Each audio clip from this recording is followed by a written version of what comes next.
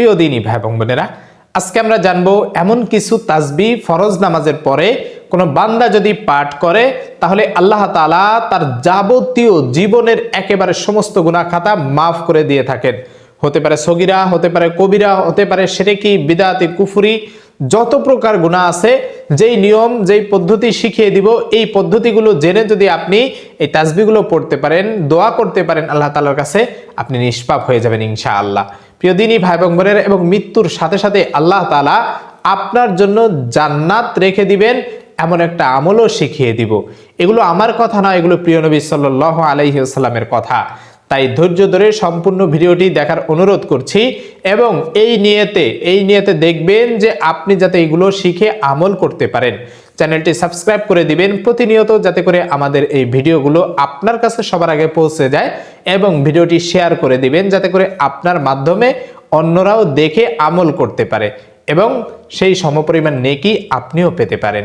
প্রিয় দিনী ভাই এবং বোনেরা, আল্লাহ তাআলা বান্দাকে এমন ছোট ছোট আমলের শিক্ষা দিয়েছেন, বান্দা যেন এই ছোট ছোট আমলের মাধ্যমেও আল্লাহ তাআলা সন্তুষ্টি অর্জন করতে পারে, আল্লাহ তাআলার কাছ থেকে ক্ষমা প্রার্থনা করতে পারে, ক্ষমা চেয়ে নিতে পারে, নিষ্পাপ হয়ে যেতে পারে এবং জান্নাত অর্জন করতে পারে।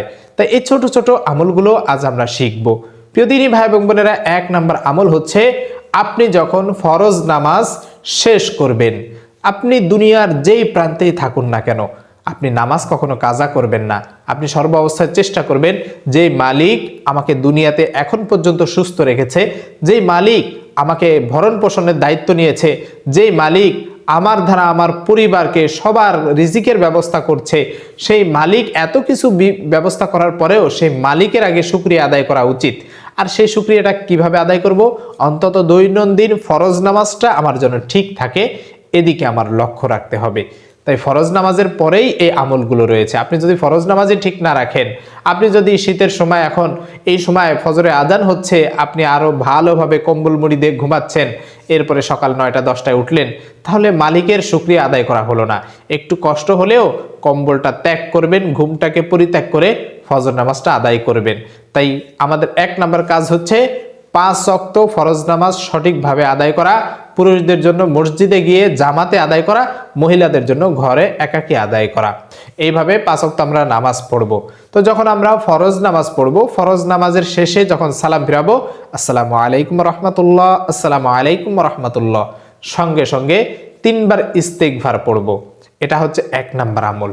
ইস্তেগফার হচ্ছে আস্তাগফিরুল্লাহ, আস্তাগফিরুল্লাহ, আস্তাগফিরুল্লাহ, আল্লাহ তাআলার কাছে ক্ষমা চাওয়া। নিজের যত প্রকার গুনাহ রয়েছে, হতে পারে শিরকি, বিদআতি, কুফরি, জানা অজানা যা গুনাহ রয়েছে, আপনি যখন অন্তর থেকে এই জিনিসটা উপলব্ধি করবেন যে আল্লাহ, এই ইস্তেগফারটা পড়তেছি এই কারণে যে আমি নিজের জীবনের অনেক গুনাহ করেছি, পিছনে যত প্রকার গুনাহ করেছি, হতে পারে শিরকি, কুফরি, বিদআতি, এবং এই গুনার জন্য লজ্জিত হইতেছি আর তোমার কাছে ওয়াদাবদ্ধ হইতেছি যে আমি এই গুনাহ আর করব না, তাই ইস্তেগফার পড়তেছি। এই জিনিসটা আপনি মনে মনে উপলব্ধি করবেন আর মুখ দিয়ে, জবান দিয়ে আস্তাগফিরুল্লাহ, আস্তাগফিরুল্লাহ, আস্তাগফিরুল্লাহ 3 বার পড়বেন। প্রিয় নবী সাল্লাল্লাহু আলাইহি ওয়াসাল্লাম এমনটাই পড়তেন, সালাম ফিরানোর সঙ্গে সঙ্গে 3 বার ইস্তেগফার পড়তেন। তাই আপনি সালাম ফিরানোর সঙ্গে সঙ্গে প্রথম কাজটাই হচ্ছে 3 বার ইস্তেগফার পড়া।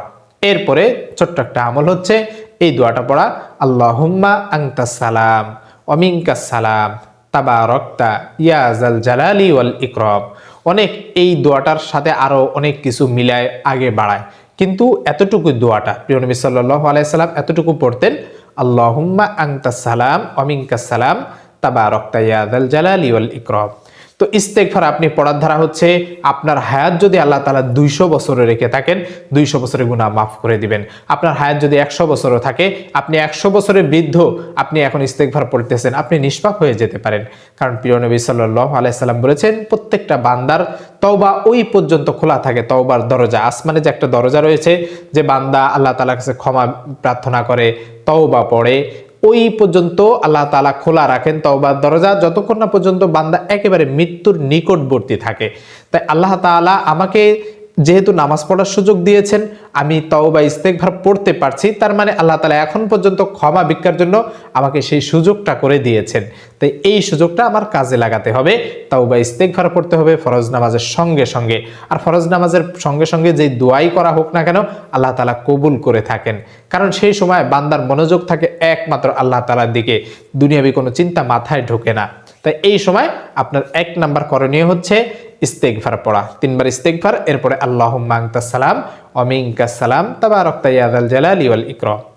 এরপরে কাজ হচ্ছে আপনি প্রথমেই সুবহানাল্লাহ 33 বার পড়বেন, এরপরে আলহামদুলিল্লাহ 33 বার, এরপরে আল্লাহু আকবার 33 বার। মোট কয়বার হলো?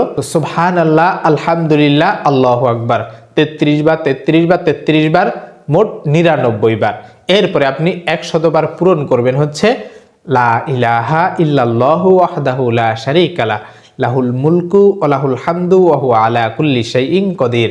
আবার বলছি, লা ইলাহা ইল্লাল্লাহু ওয়াহদাহু লা শারীকা লাহু লাহুল মুলকু ওয়া লাহুল হামদু ওয়া হুয়া আলা কুল্লি শাইইন কাদির। আপনি যখন এই 100 বার পূরণ করবেন এই দোয়াটার মাধ্যমে, আল্লাহ তাআলা আপনার যদি পাহাড় পরিমাণও গুনাহ থাকে আল্লাহ তাআলা মাফ করে দিবেন, আপনার যদি সমুদ্রের ফেনা পরিমাণও গুনাহ থাকে আল্লাহ তাআলা মাফ করে দিবেন। এজন্য এই ছোট্ট তাসবিহগুলো আমরা পড়ার চেষ্টা করব।